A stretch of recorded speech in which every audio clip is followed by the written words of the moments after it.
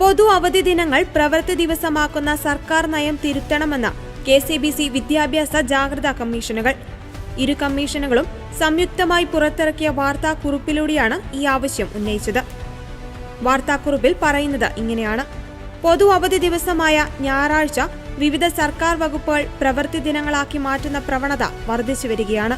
പ്രത്യേകിച്ച് പൊതുവിദ്യാഭ്യാസ വകുപ്പ് ക്യാമ്പുകൾ, കലോത്സവങ്ങൾ, മേളകൾ, വിവിധ ദിനാചരണങ്ങൾ തുടങ്ങിയവ ഞായറാഴ്ച ഉൾപ്പെടെയുള്ള പൊതു അവധി ദിവസങ്ങളിലേക്ക് നിശ്ചയിക്കുന്ന രീതി സമീപകാലങ്ങളിൽ പതിവായി കണ്ടുവരുന്നു.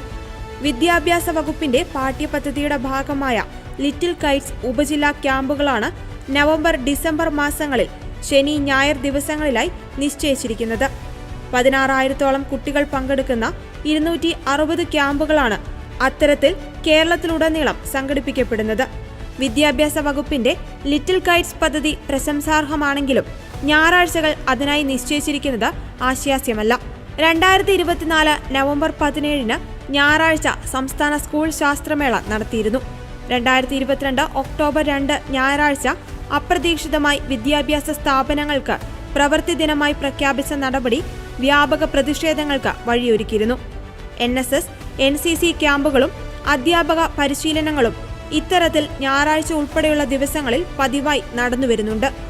മുൻകാലങ്ങളിൽ മേളകൾ, കലോത്സവങ്ങൾ, പരിശീലന പരിപാടികൾ തുടങ്ങിയവയ്ക്കിടയിൽ വരുന്ന ഞായറാഴ്ചകളിൽ അവധി നൽകിയിരുന്നെങ്കിൽ ഇപ്പോൾ ആ രീതി പൂർണ്ണമായും മാറ്റിയിരിക്കുന്നു.